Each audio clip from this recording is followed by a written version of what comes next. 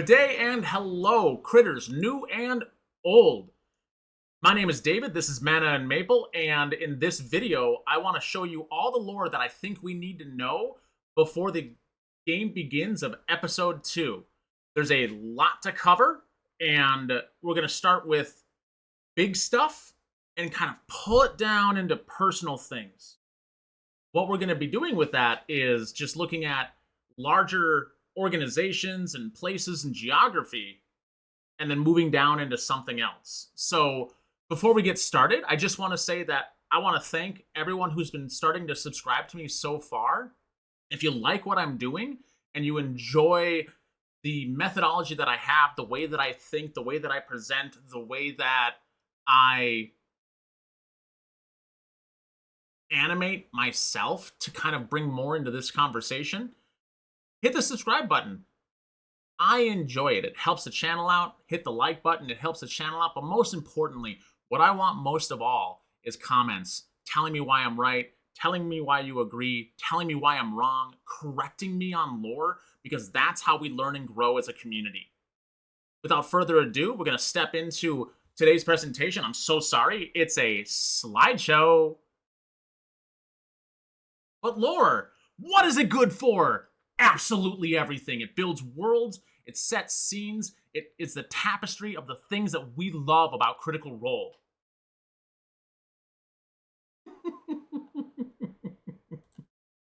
I said a little bit about this already, but we're going to be going into places in geography, organization, and houses.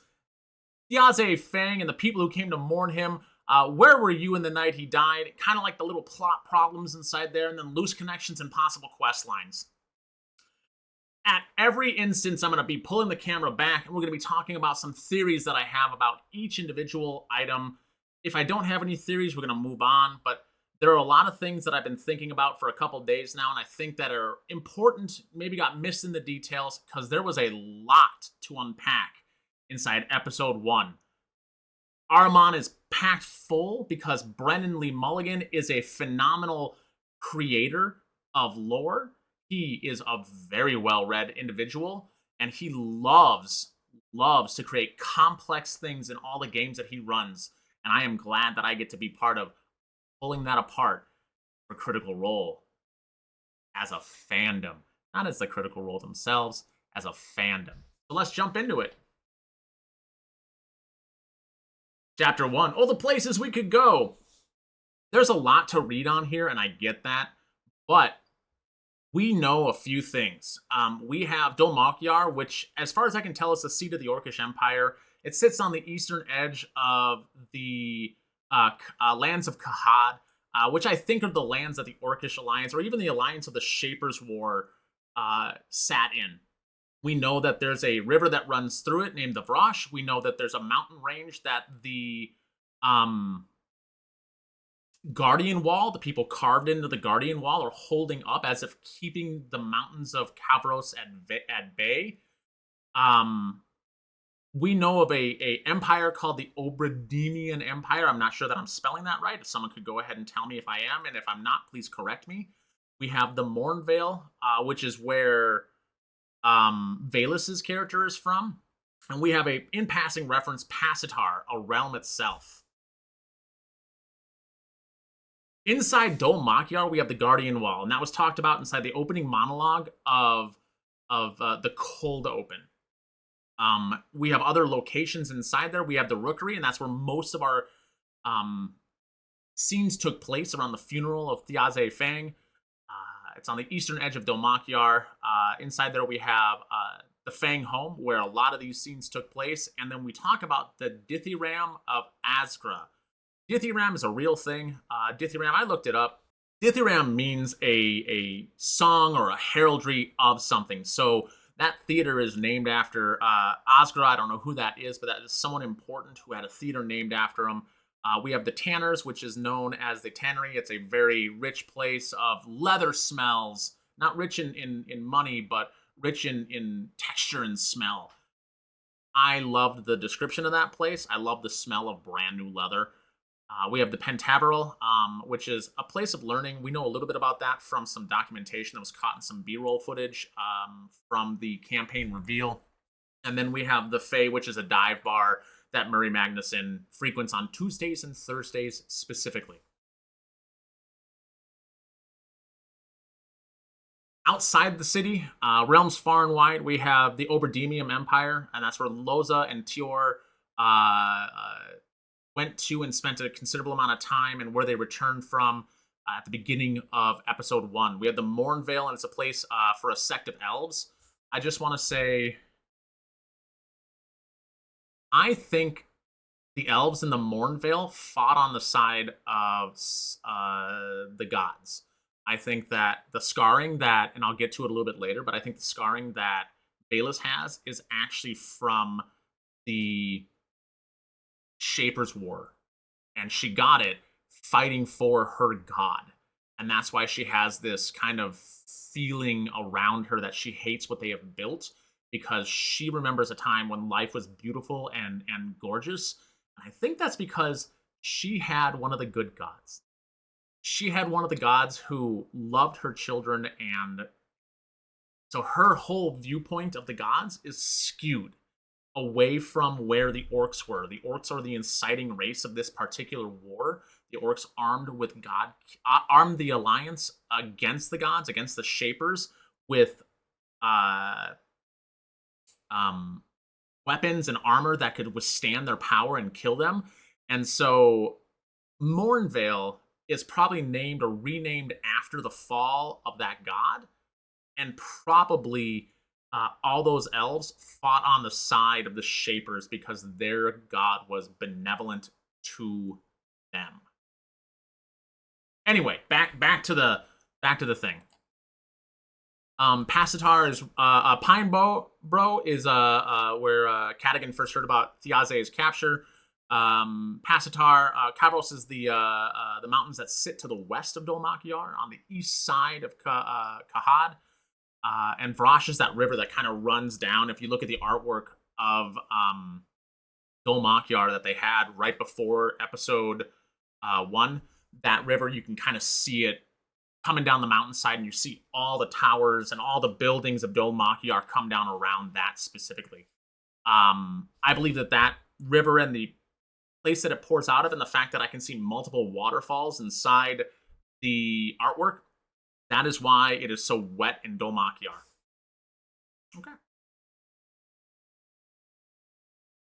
You know, it wouldn't be intrigue without major houses, and we're going to go over the Sundered houses, which I think, in my mind, the Sundered houses are the big houses. Then we have the minor houses, and then we have the smaller organizations underneath that. And so those Sundered houses begin with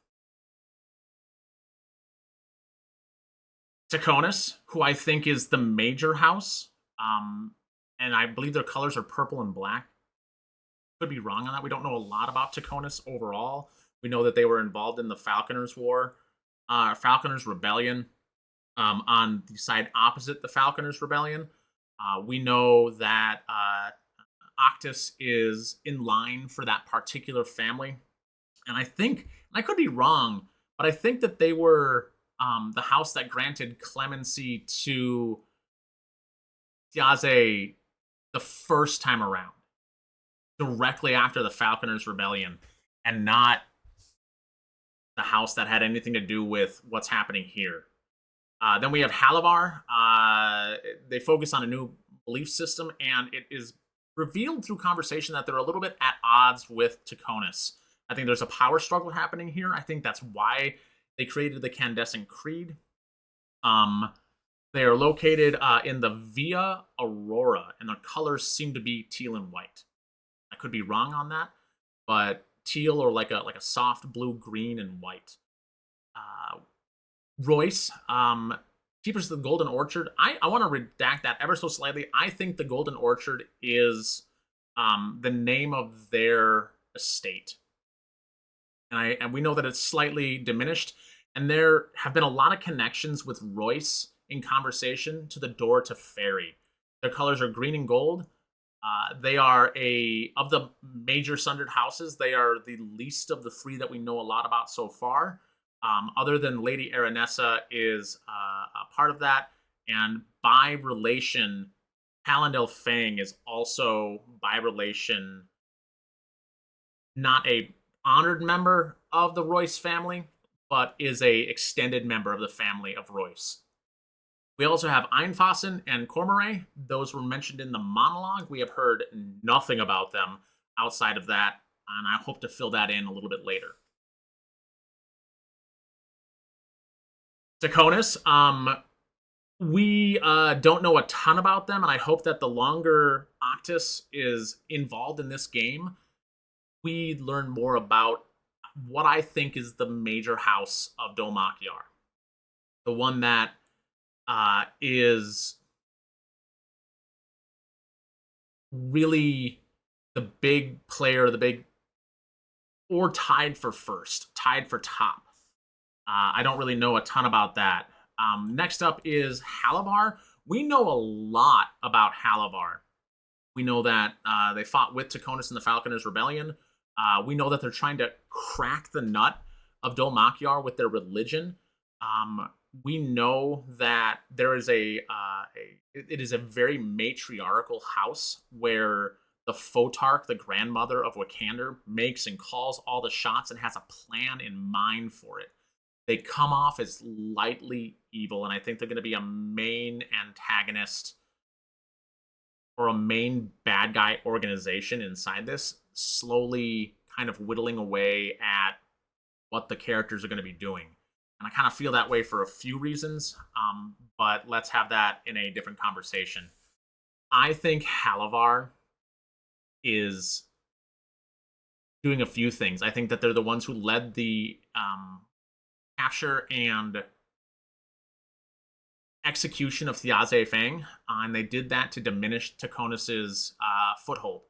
They did that to diminish House Royce and theirs because Royce was connected directly to that. They are making the Candescent Creed and putting a lot into this religion that everyone can kind of get behind because they're looking to spread their power throughout the rest of the city. We are probably going to find that because they're such a religious and divine focused household, they're the ones who originated the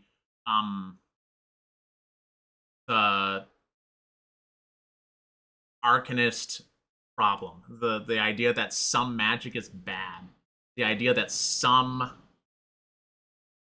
of the practitioners of Arcana, ooh, that was a tough one, of Arcana are corrupting it to a source or to a degree. And I think that because the gods are gone, Arcana has been behaving very oddly, and they're harnessing that to gain more control over the city and more control over other houses and more control over the populace and possibly spreading that religion and that control aspect somewhere else.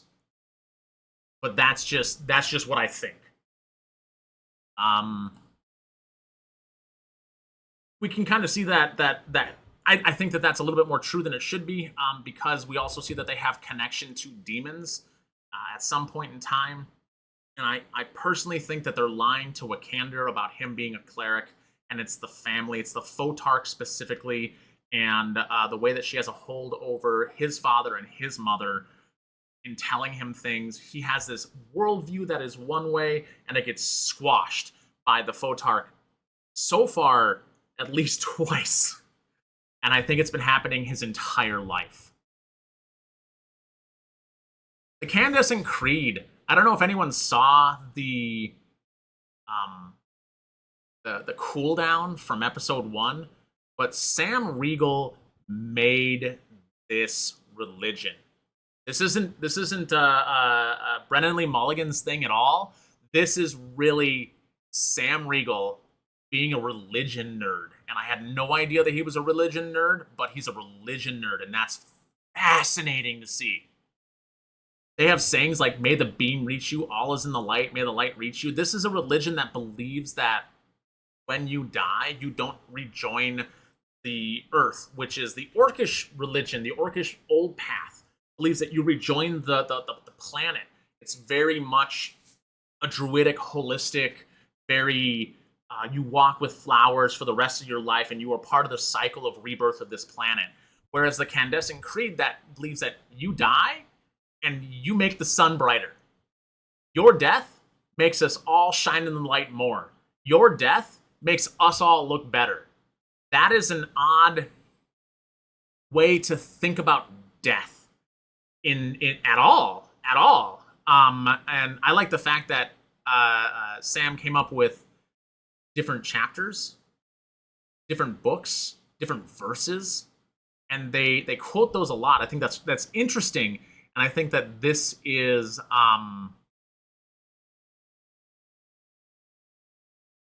part of the problem with House Halavar.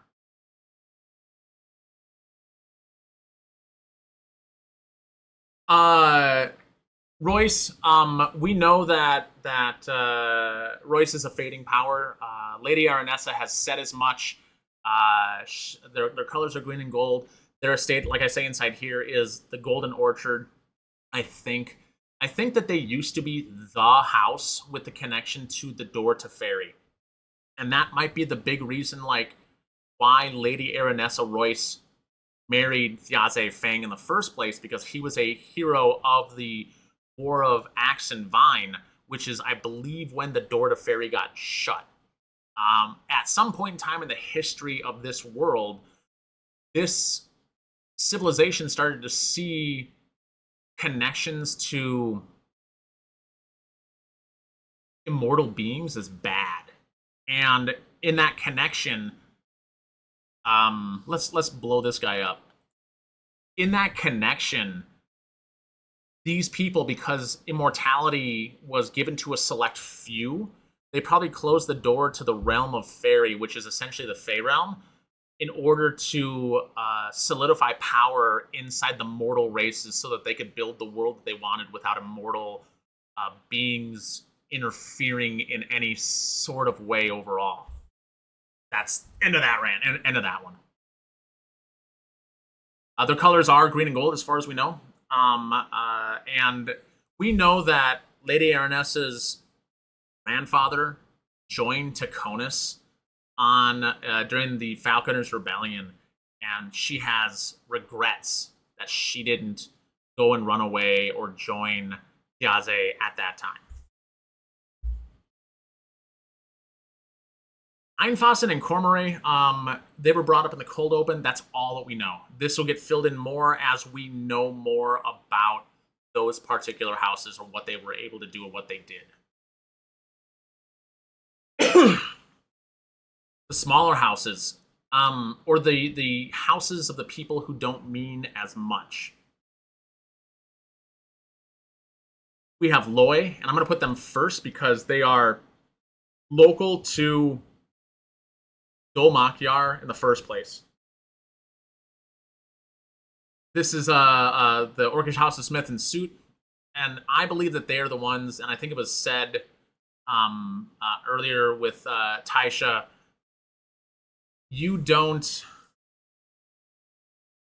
none of the Shapers' War would have gone the way that it did without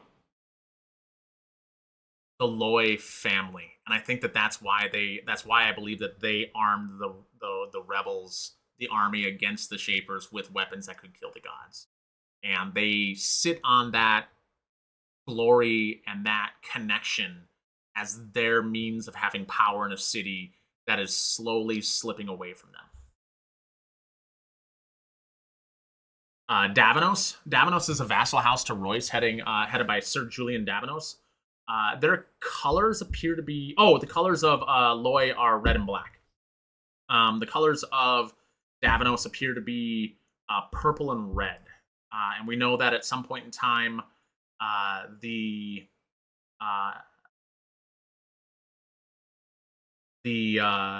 family name was thrown in the mud by Julian's father. Oh, I misspelled Julian in this. Uh-oh. It's with an E. I'd have gotten auto-corrected. But Sir Julian picked it back up out of the mud. We also know about Maltares and Egeron. Those are both vassals to Halavar. Davanos is a vassal to Royce. We have the Revolutionary Guard and the Revolutionary Council. I want to kind of hold those two in the same place. We have inside there, we have Arcane Marshals, who it is implied that they hunt down Arcanists who are corrupting arcane magic. Then we have the Inquirers, and they all come from Brethren Hall. That's all that we really know about the council itself and the card. In the opening monologue, in the teaser of the campaign, we learn that they're losing power, and the Sundered Houses have more power than ever. So I think that civilization is slowly moving away from the revolutionary council itself and using them more as a tool to exact new laws or new ideals on the city of Dolmakiar, and not as a council that has any sort of power attached to it. We have the Chambers of the Lord Advisory to the Revolutionary Council. Those are the movers and shakers of the Sundered Houses who make advisements to the Revolutionary Council, and it is them who decided that Thjazi Fang had to die. And then we have the Crow Keepers, which is the oldest thieves guild, or one of the oldest thieves guild in Dolmakiar. They broke into Thjazi Fang's flop house. Thimble killed 3 of them out of the 7 who were there, and they absconded with some stuff. We don't know what it is. They're probably going to sell it on the black market, or we're probably going to I think that that's a quest line. We'll get into that. We'll get into that later.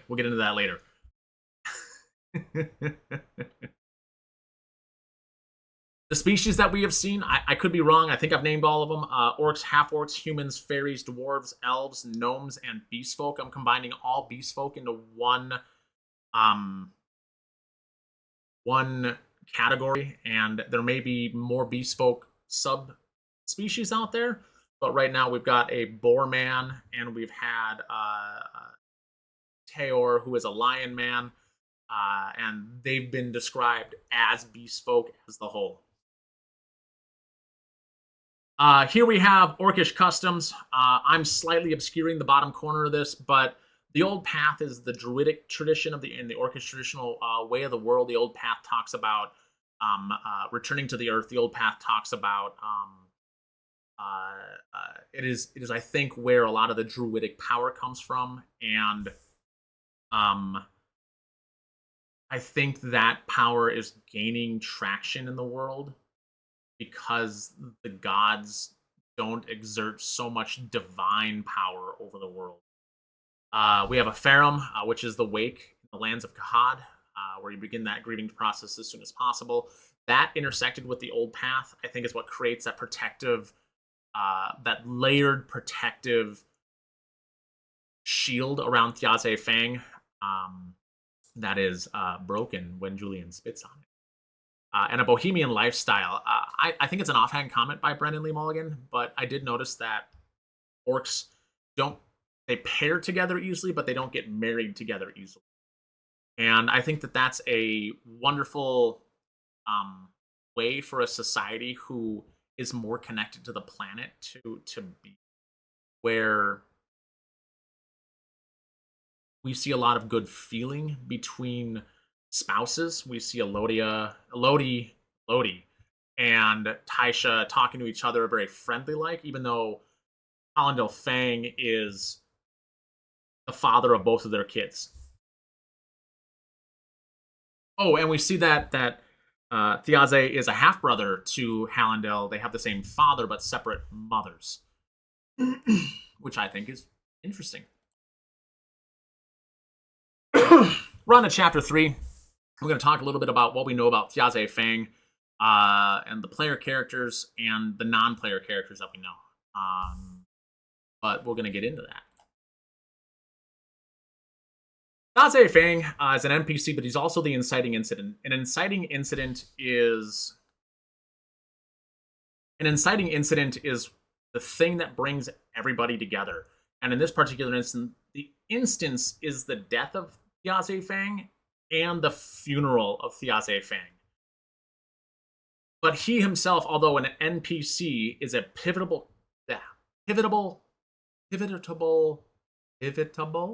Oh, my woo, is a pivotable character in this entire game. We'll be touching back to him 40, 50 episodes from now.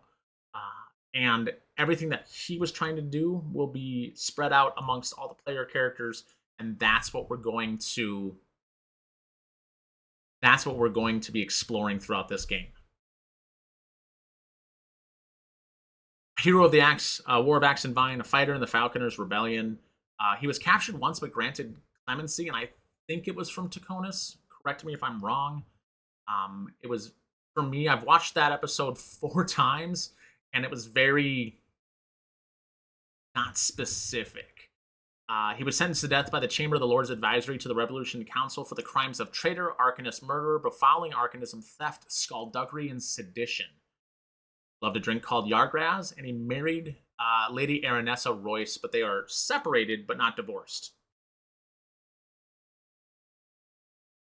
Yeah, what a cool dude. Alandale Fang. We've already seen the description of him. His children with Taisha are Shadia and Alagar. His children with Elodie are Hero. He's got a friend named Olgud Akarat, and that's his business partner. He fought at the tail end of the War of Axe and Vine, and he was given his theater by the Revolutionary Council. He references Wick as his brother and seems to have a close connection to him. He is a bard, but he has cast no spells in episode 1.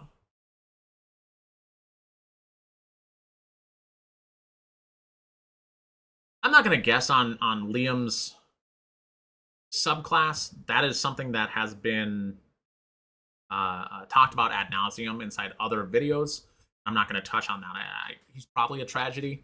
I would like him to be a lore, but that's neither here nor there. What is something that I think of often is the fact that Landale Fang wears a teal handkerchief on his bandolier for his music stuff or his writing things. And that teal is also a house color of Halabar. I think that he is connected to Halabar in some way, shape, or form at a deeper level than just like friendly with Wikander. It's possible that he was a tutor for like the children of that particular house, and that's why he knows them so well. It is possible that he spent time with that family, and I think he spent time with the Halabars for longer than, even though the Halabars were the reason why the Chamber of the Lords Advisory let the Revolutionary Council give him the Dithyram. I think there's more going on there. I'm not quite sure what it is, but I think there is, and I want to see more overall.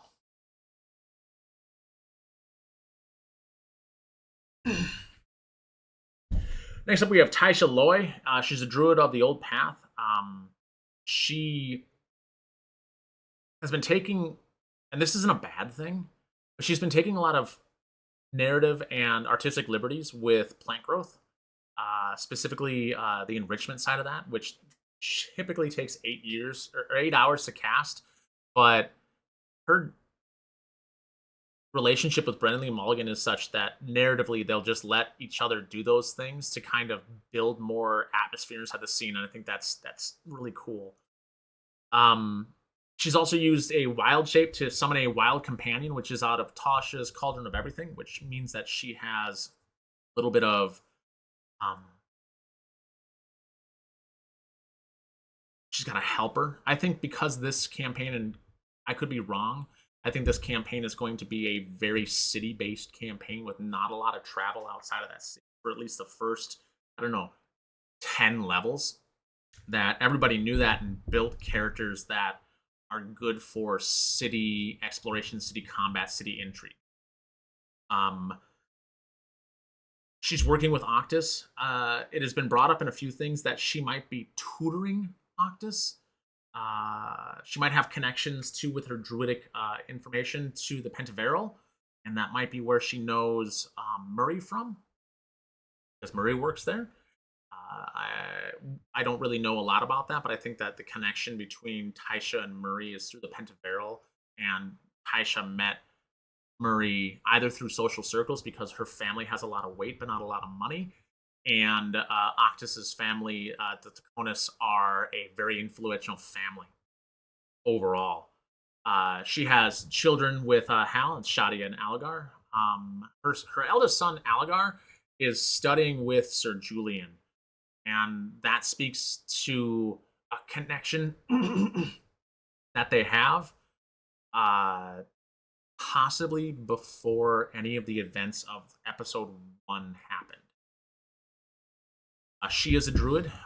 She used druidcraft to manipulate the plants and for a sober bump. If anyone didn't know, the quick sober bump, they're talking about drugs. They're talking about hard drugs, kids, on Critical Role, doing hard drugs to sober up.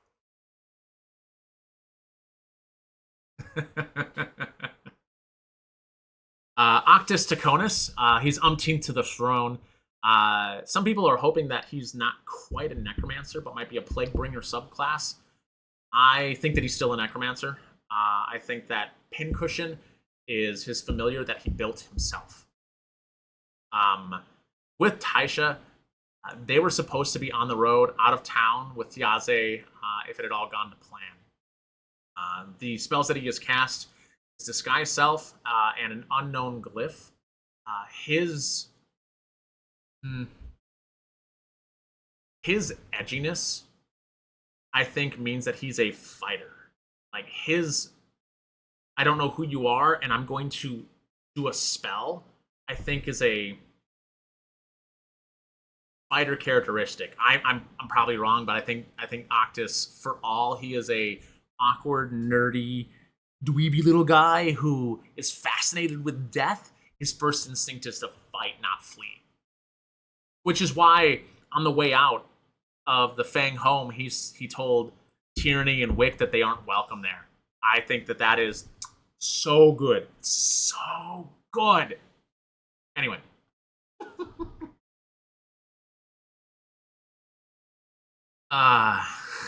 He started also the 5'11", tall man, small man thing.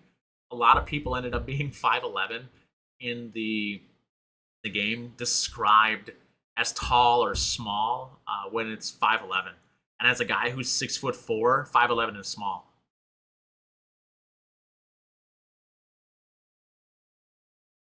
Oh, I got auto-corrected and I didn't notice. It's Azune. And Google automatically autocorrects Azune to Azure every time, and I hate it. He's an arcane marshal. He appears to be human. I don't know if everyone picked up on that, but appearing to be human is a wild opening statement, which tells us that he isn't human. What is he? Is he like an Eladrin? Probably not. Is he an Aasimar? Probably not. Is he a Genasi? He might be. They might represent themselves differently for this. Is he... You know, actually, now that I think about it, I think that Sorcerer was his level 1 class, and he built it so that he has an ancestry or a bloodline through sorcery, and that is why he has those odd eyes. That is why he appears to be human, because his sorcery ancestry is where that came from, and his paladin is the new thing as an arcane marshal. Oh. The plot thickens. He uses a lot of spellcasting focuses and family-oriented things. Child's Bracelet, thinking of like his guidance as his mother, and to help clear his mind. I think that's super interesting. I think something else that we're also noticing is how everyone is casting spells in a very different way. When we got into the news that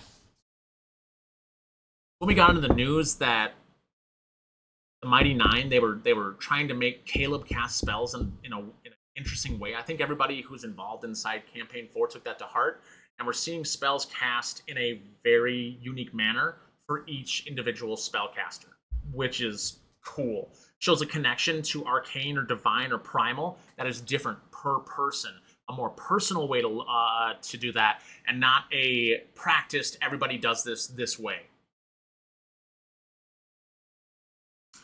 Spells he cast were Message, which is a cantrip to detect magic at level 1, and False Life.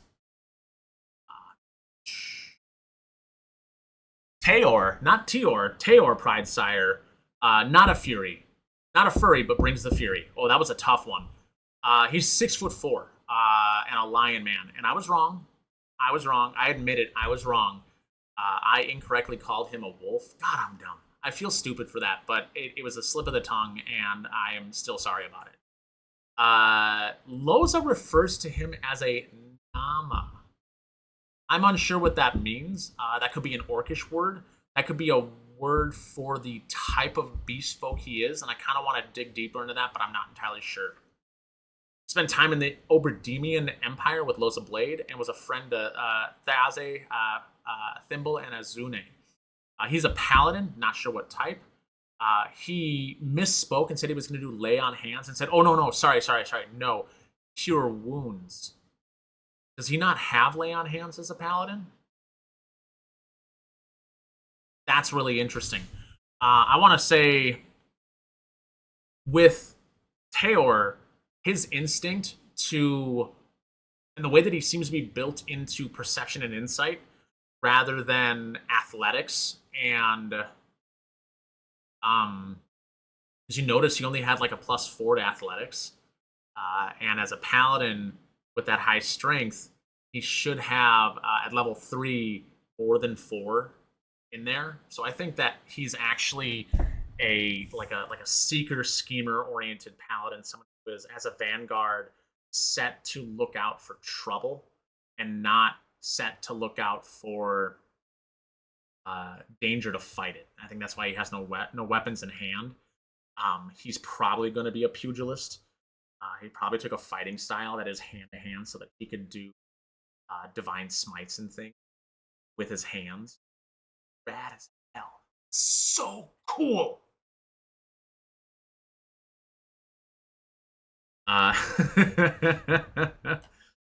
Tierney. Oh, she's so pop punk. I saw it referenced by LaBuffin that she reminds her of Jester. I really think that she is the carefree attitude of Jester, with Ashton's punk nature and Fern's laissez-faire chaoticness. I love the way that she described herself as smelling like something first. She is an aspirant to the Clandestine Creed. She is chaos. She is just chaos. She is a warlock, but she didn't cast any spells in episode 1.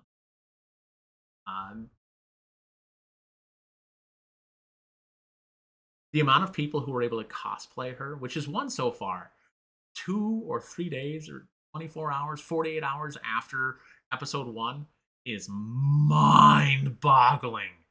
Oh my god, there's gonna be such great cosplay for that lady. Oh my god. Vikander Halavar, first scion of the Clandestine Creed, describes himself as a beautiful young man because his charisma is 18. I've gone over this before, and I have it in quotes that he's a cleric. But I think that the con here, there's a con with all of Sam's characters. I think that the con here is that he's not a cleric. I think he's a sorcerer. I think his family is somehow connected to divine beings. And that is why they are trying to spread a religion, because divine blood runs through their family. Oh, that could be interesting.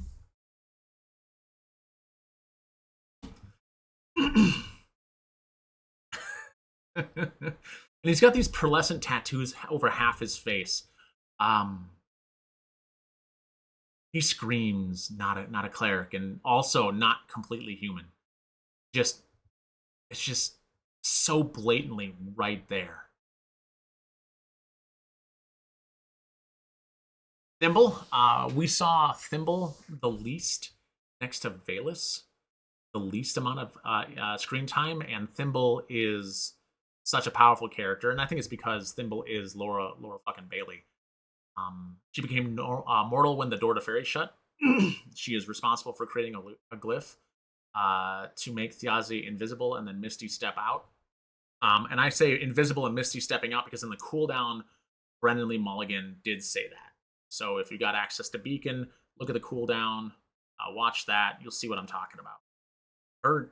She may not have loved Thjazi, but she cared about him very, very deeply.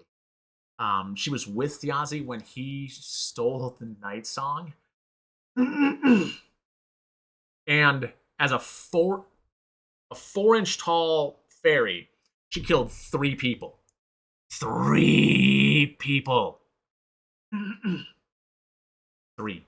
That is unreal. And that's why I'm leaning towards she's an assassin, not a thief. It would have been cool to see her be a thief. She is definitely an assassin, and because she's an assassin, she's more combat oriented than she is subterfuge or lore based. Oh my goodness. I don't know what that was. Cadogan Vale. The dog dad. He's a dog dad. Brendan Lee Mulligan, if you kill that wolf, I will be pissed. I'll lose my shit. Promise. He cast the most cool spell that I have seen so far. The most cool that I have seen, which is Clue, which I've never seen before. I looked that up. That is exactly what I think a detective ranger is going to have. I also think that he has PTSD. He saw Thjazi up on the... oh, I think I need some coffee.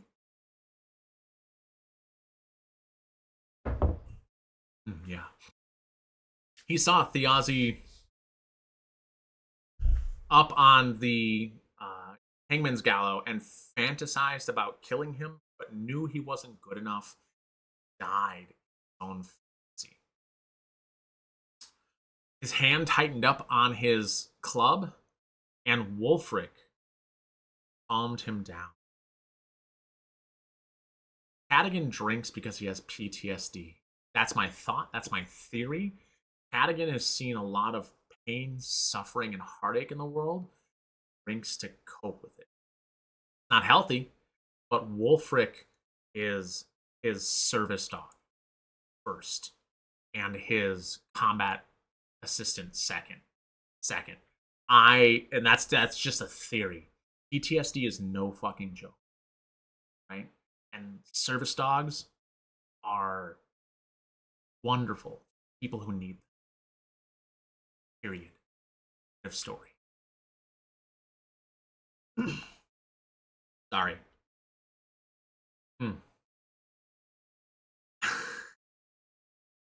Belair Lethalia, good friend, protects kids. After Ashton, I didn't expect Taliesin to make a character who has this very puppet vibe going for him, but also is good with children. Loves Hal's kids. Also, let Valus into the city. I think that's interesting. He's a warlock, yes, and his character design is so utterly Taliesin. It really is hitting that theater kid vibe. That really, I don't know who else can do attest to this, but all my theater kids, just like me, if you see a theater kid and what he's doing, rise up, dude. He cast no spells in episode 1. I would like to see more of him. He had, as everybody else, he had some of the smallest amount of screen time, and he just did such a phenomenal job. Now we have Sir Julian Davenos. I've already said some things about this, and I have a different theory that I want to put out there. We know that he's vassal to Royce. Uh, it's implied that he brought honor back to his family after his father tarnished it. He is very attached to Lady Aranessa Royce, and he trains Algar in the art of swordplay. He's a fighter rogue. I think he dipped 2 into fighter to get a duelist fighting style, hence the glove, which is a blocking hand. So he has his main hand, his slender rapier, and then he's got his blocking hand, which is that gauntlet hand. So he has just one weapon in holster, and then he's in rogue for sneak attack. And I bet he's going to go swashbuckler or the rogue, so that he gets bonuses when he's by himself. He has more defense, more damage when he's by himself, and he has more ability to hurt people by himself. He's very combat oriented. You look at his stats because of his 8 inside wisdom. I don't think he's a lore or a intrigue character at all. I think he's combat. I think he's gonna go out there and fight. He's my fighty boy. But let's talk about the Falconers' Rebellion quick. If the Falconers' Rebellion is a rebellion of an idea, and the Falcon is an idea, then I think that House Davos joined the rebellion. But if the Falconer is a person, I think Julian's father was the Falcon, and he started the rebellion. I think that purely because Tysha and Julian had a tense conversation where she told him that he turned his back on his family and his friends in the name of money and power. And he said, no, my family name was thrown in the mud by my father, and I lifted it back up. I think that Julian stayed loyal to Royce, who stayed loyal to Taconis. And Julian's father joined or was the Falcon that Thjazi joined. I would find that to be some delicious irony and some of the complication that I think is the backstory of Sir Julian Davos's character. That's a wild thought to think of. But I've been thinking about that for a couple days, and I really think that that's what's happening here. And anyway, back to this is a long slideshow. We got stuff to do. Murray Magnuson, she is your cool aunt. I married a Murray. I married a cool aunt lady who would, give pot to kids or let them drive around in her car on back roads of a family cabin. Murray Magnuson is such an interesting character who is put together but a little scummy. Is looking for skulls. She's looking for skulls. Oh my goodness. She likes a glass of wine at the Fae. She works at the Pentaveral. She's an arcanist, part of Thjazi's current crew. And her front teeth, the ruby, the quartz, and the purple quartz, I think are part of spellcasting, as well as the glyph or the pen quill on her finger. I think that finger quill is part of her spellcasting. I believe that her teeth are part of her spellcasting as well. We're going to see a lot of really personal spellcasting types as they have the courage and ingenuity and the curiosity and the imagination to make spellcasting their own per character.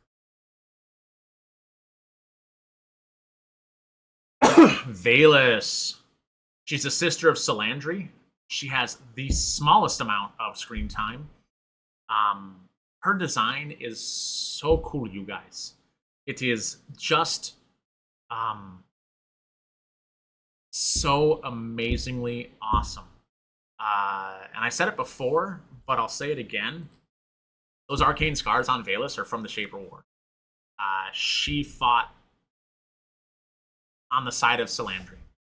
The Sisters of Salandri had a beneficent god, and they saw everybody else who was fighting against them as not on the side of right. And that's why when Brennan describes everything that she's sensing as she comes into this world as dirty and disgusting, and this thing that they built up, this travesty against the beauty that was the gods before them, you are going to find that Valus does not like orcs, I bet. And I think that that's where a lot of this problematic feel from Valus towards them, a lot of enmity there, a lot of anger because her side lost.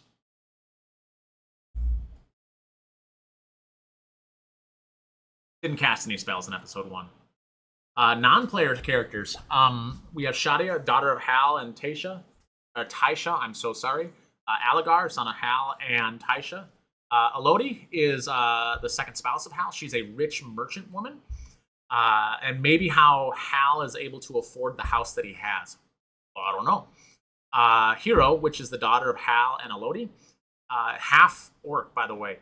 Olga Akrat, which is a friend of the Fang family and music producer, friends of Thjazi. We have current friends, Uncle Emerald, Tashmara Cobblegrave, and Drasti Gaunt. He sells skulls! Do you want to have skulls? It's what they would have wanted! Love that kid. So creepy and weird. Such a good character. The population of the Revolutionary Council, we have Horus and Grotto. Those are inquirers of the Revolutionary Guard. We have Otto, who's the carriage driver. Godard, which is Wakander's father. And Enmity, who is Goddard's aspirant sister of tyranny. In the light. Oh, so creepy. So nice.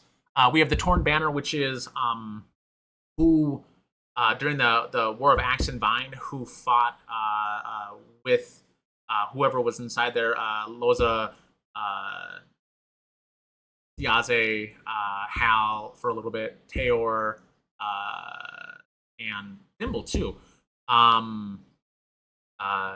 Taisha knew Loza probably from being an orc who's connected to money and power in the area, or because Hal knew Loza as well. Tunk, who is a Boarman, as part of the Torn Banner. House of Pridesire. Not House Pridesire, but the House of Pridesire. I want to say that I want to put a difference inside there, that Pridesire and the people included inside there, well, all we have is Cal Sidamar, or Sid Pridesire. He's the brother of Teor and was part of the plan to save Thjazi. Royce, we have just Aranessa Royce, and her grandfather is mentioned but not named. I didn't underline it, but we have House Maltaires. That's Jacques Maltaires. He is a nobleman who talked to Sir Julian Davenos in the flashback to the killing. Where were you the night he died? The plot to free Thjazi, to the best of our guess, and what went wrong, and a rough map of where everyone was. A mark was supposed to be at the back to help him get away. There was a mark there. Azune was supposed to throw the detect magic, which he did. That went to plan. According to Azune, the other part went to plan. But Thimble was making the special glyph and was supposed to place it on him, but 7 members of the Crow Keepers raided the flop house and attacked Thimble and stole the Stone of Nightsong as well. Now,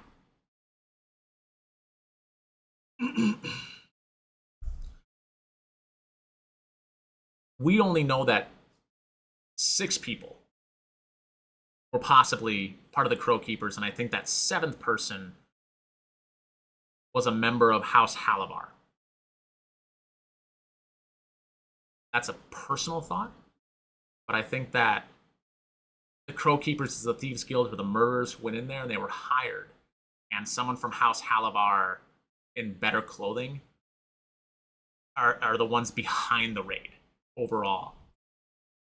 And probably the ones who put the false glyph on Thjazi as well. Old Wagon was supposed to be provided by Casimir, member of the Torn Banner, and Sid was supposed to place the wagon in the right spot. so that Taisha and Octus could get Thjazi out of town. As a backup, Hal was talking to Lady Aranessa, but was never given an audience, and Wakander was supposed to convince his family to spare Thjazi, but was overridden by his grandmother. That's what I know so far. If there's other things inside that plot, you let me know. You let me know what you think is happening there. Next up is, this is where I think everybody was. This is just a very rough idea. I'm not very good with the photoshops or the pictures. I am more an orator of sorts. But this box over here, if we look at this box here, we have, this is my nobles box. Allendale is somewhere in the crowd. Thjazi is up here on here. Azune is off to the side. Cadogan Vale is over here, and Tior and Loza are over here. I think those are all the people. I mean, with Blair here, Tierney and Wakander and Sir Julian. I think that these are the only people who were said to be in. There we go. Said to be in that particular space at the time of his death. Find out. This is the loose ends. This is the end of it. This is loose ends and plot hooks, magical items, and bird references. Might be wrong in the bird references. I might have missed one. I'm not entirely sure. The only magical item that we know right now that is a magical item or an artifact is the Stone of Night Song, which is the gift from Salandri to the elves so that they could skip the Tenebral Reaches and head straight to Bright Dawn. It's the created from the death of a celestial, and is really cool, you guys. And it is itself a bird reference. The other one that we don't know if it's a magical item or what is the Sword of Thjazi Fang, and it may become an artifact because it was his sword specifically. It was a big piece of paper, so it might be an actual powerful magical item. Is a scimitar, and we don't know much outside of that. These are the hooks and possible quests. We know Hal is supposed to get paints from Belair. He needs to help Murray with something. I'm curious, and we're going to find it out in episode 2, what the black clay mask is in the silver box that required the name of Thimble to be told. I think it is the last message Thjazi Fang, and we're going to have a lot more quest hooks open up from that specifically. You're supposed to tell Thimble not to be scared. How did the Crow Keepers know about the Flop House? What happened to the Stone of Night Song? What was up with that shade that left the Fang household? And really, the overarching question, which I think will be answered more inside episode 2, is how did Thjazi fall from a man who was a hero of a war, a rebel, had clemency granted to him? How did he get to the point where he was sentenced to death and killed? We don't know. And bird references. So far we have magpies, falcons, the rock dove. I'm going to throw the rookery inside there because that is a bird reference or a bird home reference. We have crows and we have nightingale. Someone said that there were owls in here, and I don't think there are owls in here, but I could be wrong. If I am, please put the timestamp of where it is inside the episode. That'd be really helpful.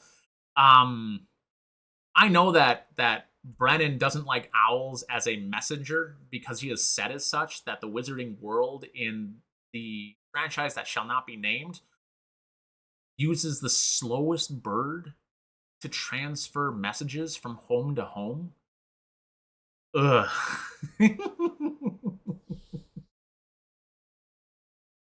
That's all I got. That's everything that I could find inside the episode. If I missed something, please drop a comment. If you watched this is a long one. Lore takes a long time. And for a episode that had so much, just keeping track of all the names, places, and ideas of a brand new world took a long time. I'm sorry that it happened to be a little over an hour. So thanks for watching. If you enjoyed this, drop a like and a comment. If you made it this far and you are digging this particular type of video, join the Discord. There's not a lot of people in there right now, but I would appreciate more people to talk to about theories and lore overall. Thanks for watching, Critters. I can't wait for Thursday, and I hope that you can't either. So have a wonderful day. We'll see you next time.